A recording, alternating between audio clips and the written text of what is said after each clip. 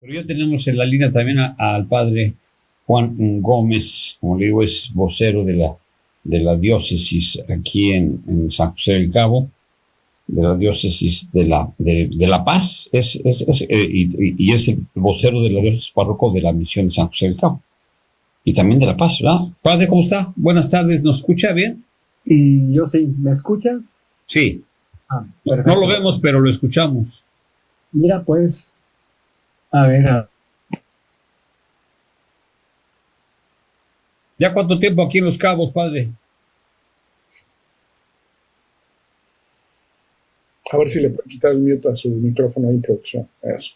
¿me escuchan? Sí, sí. Ah, sí, llevo 7 meses apenas, pues prácticamente nunca había salido de La Paz.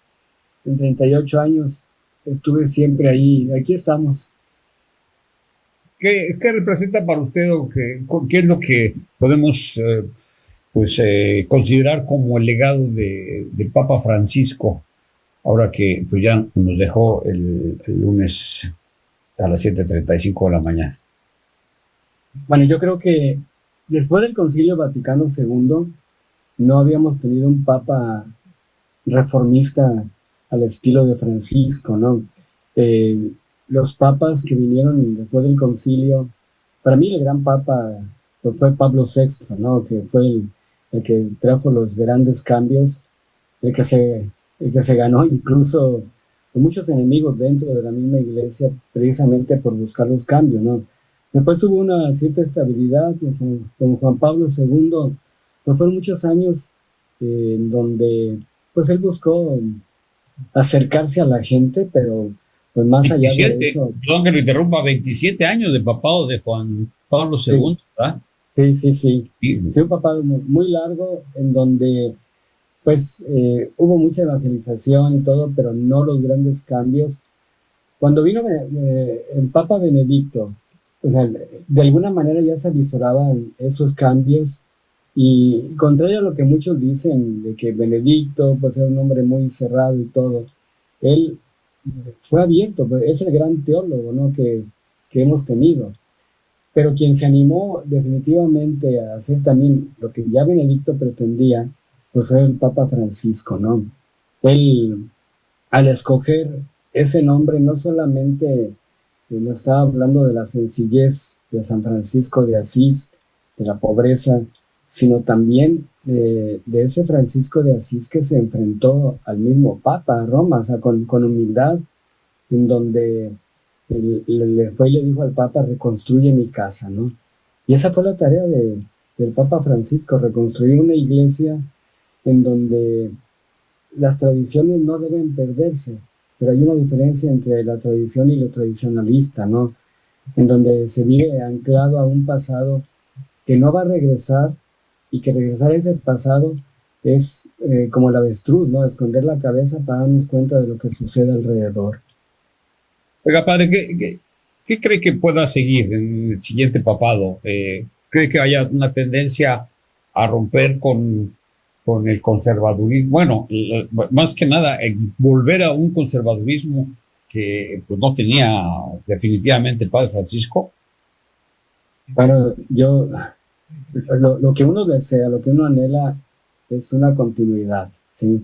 La iglesia pues va a ser la misma siempre, no es la iglesia de Jesucristo, pero quien la guía pues debe llevarla por orientando bien el timón, ¿no? Para llegar a la dirección adecuada.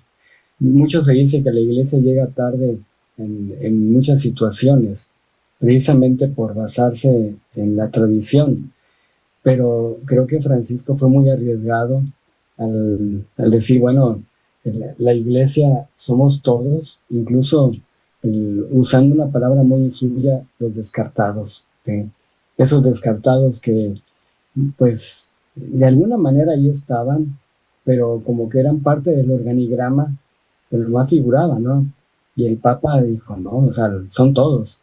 Por ejemplo, al nombrar cardenales, muchos cardenales en sedes que no eran cardenalicias, era decir precisamente eso, ¿no? Todos son importantes. Y el escuchar, el elegir a cardenales, por ejemplo, de Tuxtla Gutiérrez, por decir algo, pues era escuchar otras voces, ¿sí? Esas voces silenciosas, ¿no? En donde existe mucha gente invisible para nosotros. Hoy tenemos solamente 2 cardenales, los dos ya rebasaron los 75 años, Aguiar con 75, el de Guadalajara, Francisco Robles con 76, pero son sedes tradicionales en donde las problemáticas no son las de las periferias ni existenciales ni físicas, ¿no? Y si nos vamos a África, a lugares en donde era inimaginable que se tuviera un cardenal. Entonces, yo creo que debe haber una continuidad, ¿sí? Claro que hay muchas cosas que se pueden mejorar, definitivamente, ¿no? Pero él pues fue arriesgado y lo que consiguió fue mucho y esperemos que vayamos por la misma vía. Jesús. Yo quisiera, buenas tardes, yo quisiera preguntarle Buenas tardes, una cosa que yo creo que a muchos nos tiene pues a la expectativa. ¿Qué tan importante va a ser el tema de la edad? Porque si bien es cierto que ninguno que tenga más de 80 años va a poder ser candidato, también hay que verlo desde el otro lado. No tanto que llegue a los 80 años, sino a su juventud o a su edad más temprana.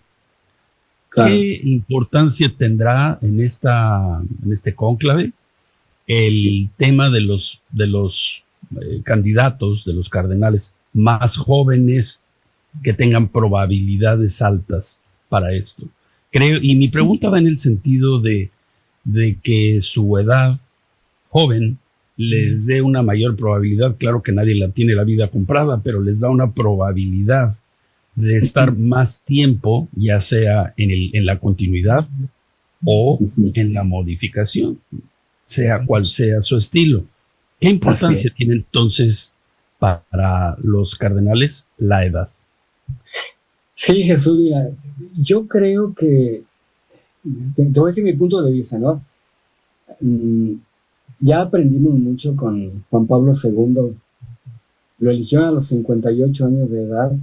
Fueron muchos años de pontificado, en donde desde su situación de muchos años enfermo, de alguna manera se tiene el riesgo de que se pierda el control, en donde ya no es el Papa el que está gobernando, en donde hay gente alrededor, y hay que decirlo así fríamente, ¿no?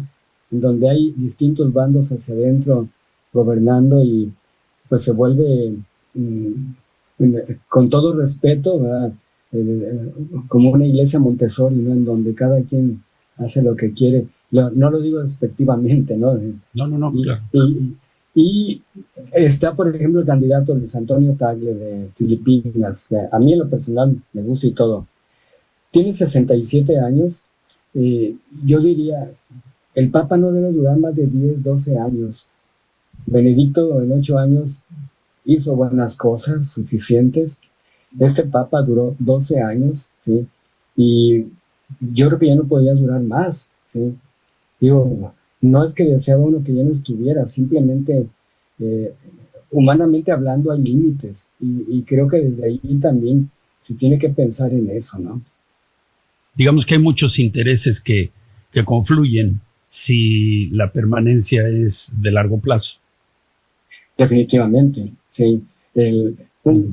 Una persona al frente de una empresa, vamos a verlo así, ¿no?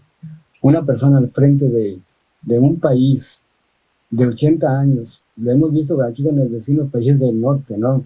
Pues de repente suceden cosas muy extrañas entre enfermedades y pues cosas que ya van fuera, a veces hasta de la cordura, ¿no? Entonces, no quisiéramos un papa así.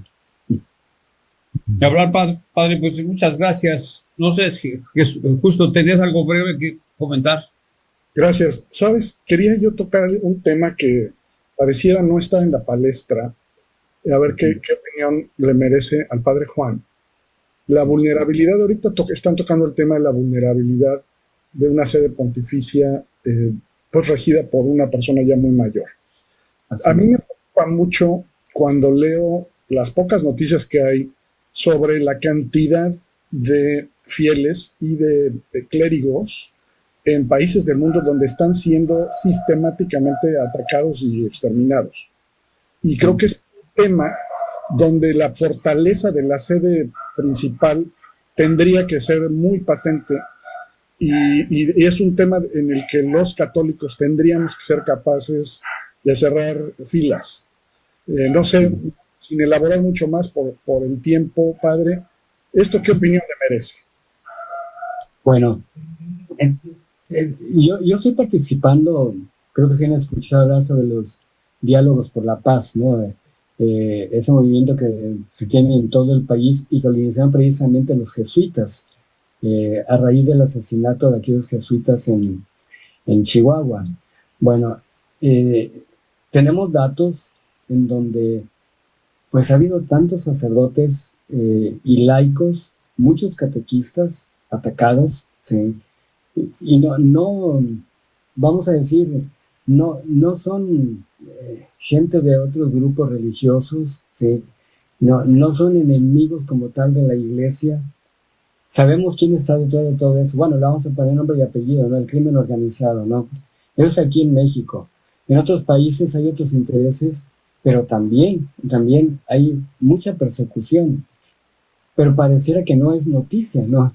Entonces creo que la voz del Papa Francisco en ese sentido también fue muy clara, ¿no? Y a través de los jesuitas, vamos a decir hijos suyos, pues también se habló mucho en contra de esto, ¿no? En Chiapas asesinan familias enteras por ser catequistas. Hace 8 meses estuve allí y la verdad te da pena ver cómo eso no es noticia a nivel nacional, ¿no?